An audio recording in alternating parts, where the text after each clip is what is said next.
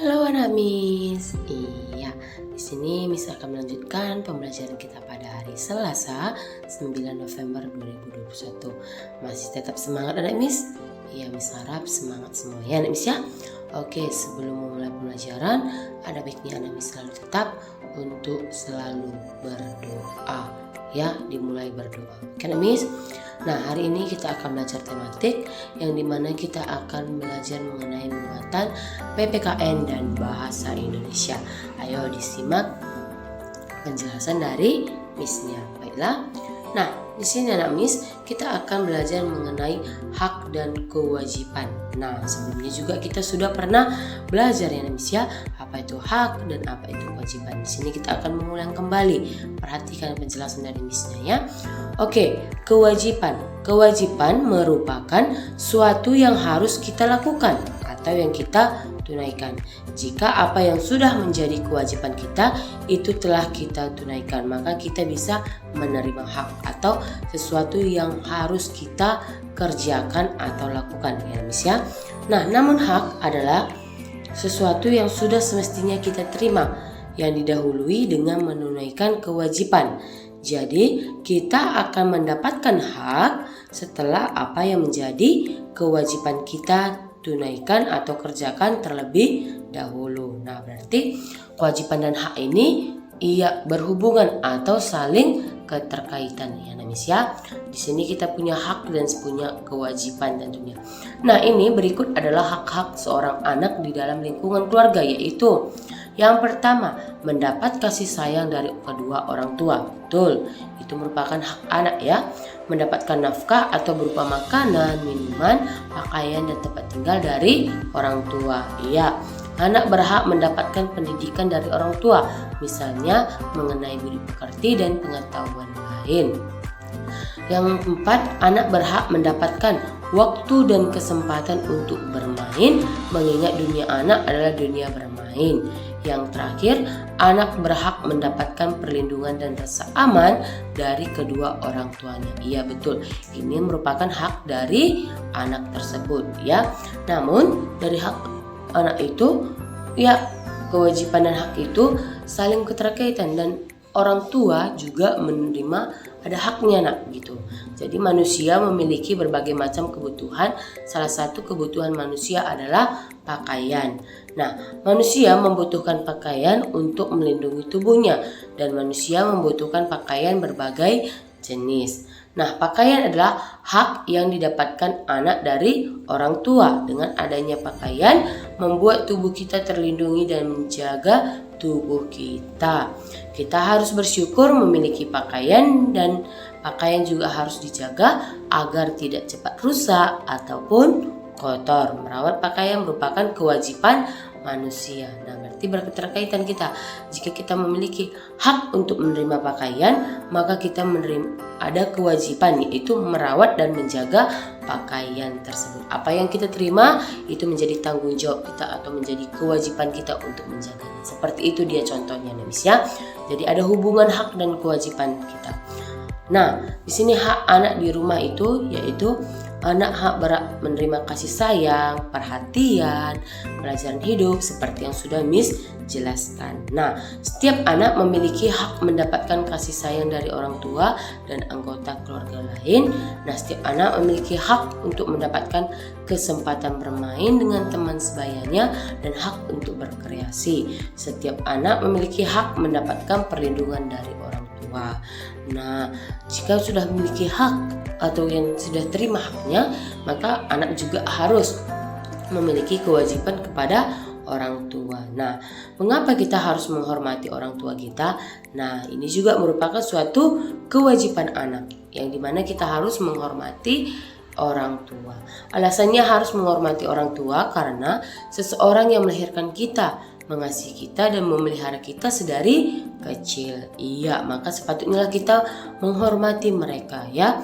Maka dari itu kita harus menghormati mereka serta menyayangi mereka sebagaimana mereka menyayangi kita dan merawat kita dari kecil hingga kita bisa berbicara serta melakukan dan mengerti banyak hal hingga saat ini ya.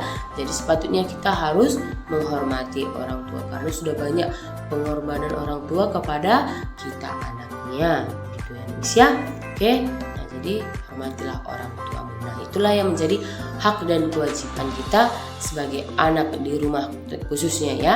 Nah jadi kita memiliki hak, kita terima hak kita, dan kita juga harus melakukan kewajiban kita sebagai anak di rumah, seperti itu dia. Oke, baiklah. Nah di sini lanjut akan pembelajaran bahasa Indonesia. Ya, di sini kita masih mempelajari mengenai kalimat saran ya, Miss ya. Yang dimana kalimat saran merupakan kalimat yang berisi pendapat untuk menyelesaikan suatu permasalahan. Yang dimana kalimat saran ditujukan kepada orang lain dengan bahasa yang santun. Ya, nah ini contohnya lagi. Edo memberikan saran kepada Siti. Sebaiknya Siti berlibur ke kebun binatang saja karena dapat menambah pengetahuan tentang makhluk hidup. Nah, Siti sangat senang menerima pendapat Edo. Terima kasih Edo untuk sarannya. Nah, berarti di sini sebaiknya, ada kata sebaiknya, hendaknya, seperti itu dia ya. Jadi kita memberikan saran itu dengan kata yang sopan. Memberikan saran gitu, dimasukkan ya Miss ya. Nah, langkah-langkah menulis kalimat saran, yang dimana kalimat saran biasanya menggunakan kata sebaiknya, seharusnya, dan hendaknya. Nah, saat menyampaikan saran kepada orang lain, kita perlu mengetahui kalimat yang menunjukkan adanya masalah terlebih dahulu, ya, seperti yang semalam sudah Miss jelaskan. Ingat, saran harus disampaikan dengan sopan, ya, itu jangan lupa nak Miss. Nah, itu merupakan satu kunci karena kita memberikan saran itu, kita harus memberikan saran yang sopan. Jangan kita memberikan saran itu yang dengan kata yang tidak sopan, seperti itu dia. Oke. Nah, ciri-ciri saran yang baik yaitu bersifat membangun, tidak melukai perasaan orang yang diberikan saran, bagus, berbentuk nasihat yang dapat membuat orang menjadi lebih baik lagi. Saat menyampaikan saran, sebaiknya dengan bertutur kata yang sopan atau kata-kata yang baik. Itulah ciri-ciri saran yang baik ya.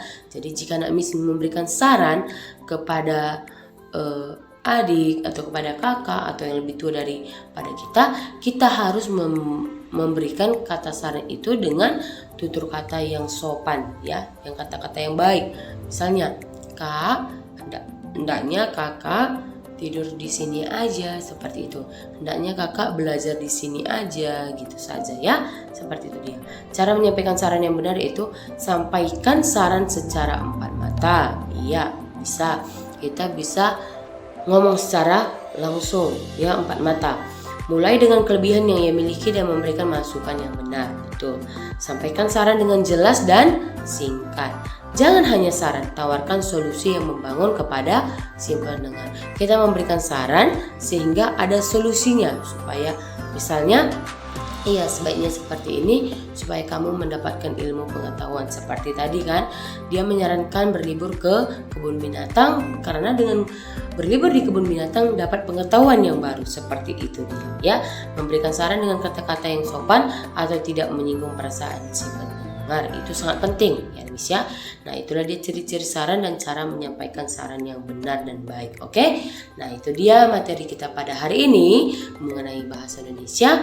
Nah, mungkin anak Miss sudah paham ya kurang lebihnya bagaimana dengan kalimat saran, bagaimana ciri-cirinya, dan bagaimana saran yang baik itu dan contohnya. Itu juga bisa anak Miss gunakan atau lakukan dalam kehidupan sehari-hari yang memberikan saran kepada orang lain dengan kata-kata yang positif. Nah, sekarang tugas kamu anak Miss, pembelajaran 2 halaman 11 sampai 12, pilihan bergandanya nomor 1 sampai dengan 4 ya, dan isiannya nomor 1 sampai 4 juga.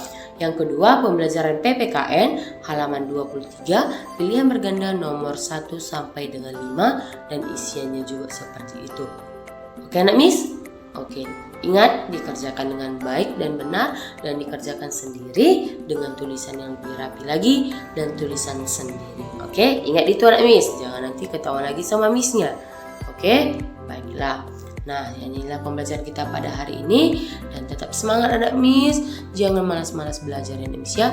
Dan tetap semangat. Oke, kita sampai ketemu kembali lagi. Terima kasih, sampai jumpa kembali. Tuhan Yesus memberkati. Shalom.